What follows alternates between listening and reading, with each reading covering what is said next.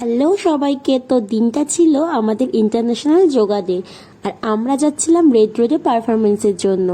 তো তারপর তো আমাদের অলমোস্ট বের হতেই হয়েছিল রাত 2টোর সময়, আর আমি তো খুবই এনজয় করছিলাম রাতের ভিউজটা কলকাতার। তারপর আর কি, তারপর চলে গেলাম রেড রোডে। তোমরা দেখতে থাকো।